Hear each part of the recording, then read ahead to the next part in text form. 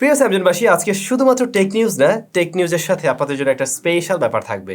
Special ব্যাপারটা হলো যারা নতুন ইউটিউবার, বিশেষ করে যারা টেক রিলেটেড কাজবাজ করতে চাচ্ছেন এই যে আমাদের মতোই, তাদের জন্য 5টি টিপস থাকবে নতুন ইউটিউবারদের জন্য। অবশ্যই পুরো ভিডিওটি দেখবেন মনোযোগী হয়ে।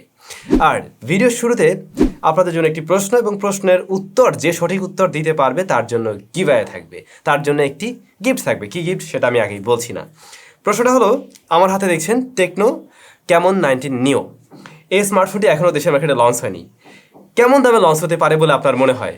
যার উত্তরটা সবচাইতে কাছাকাছি হবে তিনিই আমাদের বিজয়ী হবেন এবং আপনারা রেজাল্ট পাবেন এই স্মার্টফোন যেদিন বাংলাদেশে লঞ্চ হচ্ছে ওদিনই। আজকের ভিডিওতে কমেন্ট করে জানান টেকনো ক্যামন 19 নিও স্মার্টফোনটির দাম কেমন হতে যাচ্ছে। আর আজকে আমাদের চ্যানেলে কিন্তু এই দুইটা ঘড়ির রিভিউ দেওয়া হয়েছিল মিব্রোর। যদি কেউ কিনতে চান, দেখতে পারেন, ডেসক্রিপশনে লিঙ্ক থাকবে। ওয়েল, শুরুতেই দেশি নিউজ রিয়েলমি বাংলাদেশ দেশের মার্কেটে এ মাসেই মেবি 3টি স্মার্টফোন লঞ্চ করতে যাচ্ছে। হ্যাঁ, এর মধ্যে 2টি হবে নাম্বার সিরিজের, অর্থাৎ রিয়েলমি নাম্বার সিরিজ বলতে তো এখন আছে রিয়েলমি 9। তার মানে আমরা বাংলাদেশে রিয়েলমি 9 পেয়েছি, 9i পেয়েছি, কিন্তু রিয়েলমি 9 প্রো পাইনি, 5G কিছু পাইনি। সো ওইখানের একটু প্রো ভ্যারিয়েন্টের বড় ভাই ব্রাদার লঞ্চ হওয়ার পসিবিলিটি আছে এ মাসেই। পসিবিলিটি না, আমি যতটুকু জানি লঞ্চ হবে। এর বাইরে আরও একটি স্মার্টফোন লঞ্চ হবে যা নার্জো সিরিজের। এখন শুধু এটুকুই দেখার পালা, রিয়েলমি সেই আগের মতো প্রাইসিংয়ের স্মার্টফোনগুলো লঞ্চ করতে পারে কিনা, নাকি সবার মতো দাম বাড়িয়ে দিতে হবে। সময় সেটা বলে দেবে আশা করছি। রাইট নাও শাওমির ফ্ল্যাগশিপ সিরিজ হলো শাওমি 12 সিরিজ।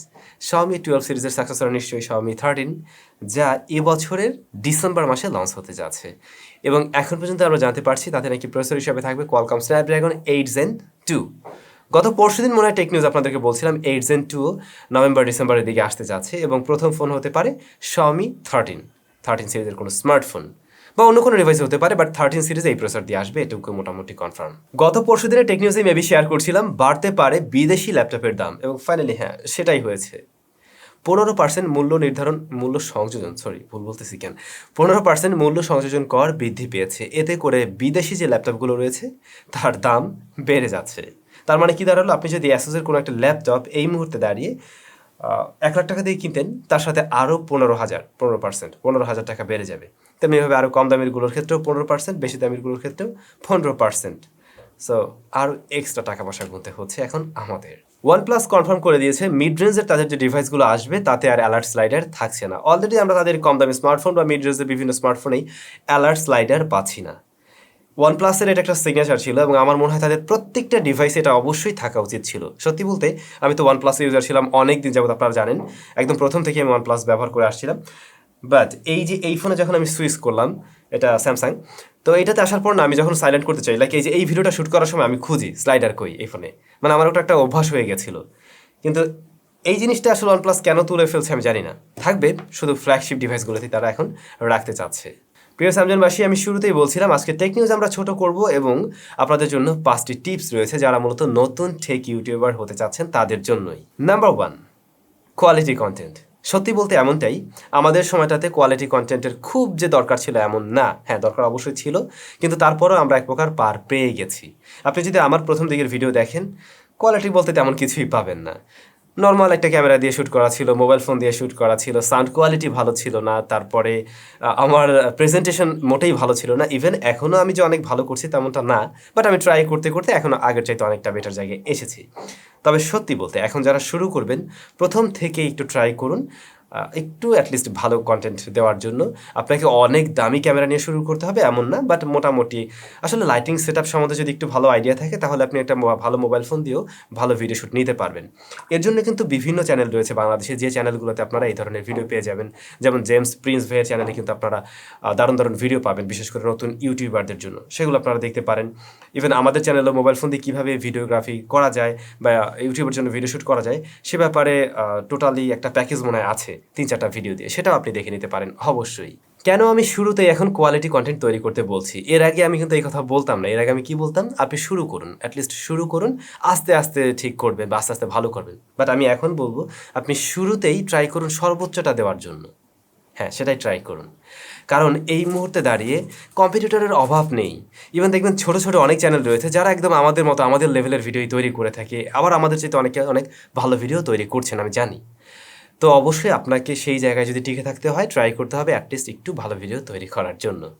দ্বিতীয়ত ডে বাই ডে আপনাকে ইমপ্রুভ করতে হবে। আমরা অনেকেই এমনটা করি, আমার একটা ভিডিও খুব ভালো ভিউ হচ্ছে বা মানুষজন পছন্দ করছে, আমি ওই এক ধাঁচেই ভিডিও তৈরি করে যাচ্ছি, ইমপ্রুভ করছি না। এটা সবচাইতে বোকামি বা ভুল কাজ। আপনি যখন কিনা একটু ভালো করবেন, মানুষের সাপোর্ট পাবেন, আপনি থেমে যাবেন না, আপনি আরও বেটার কিছু করার ট্রাই করবেন।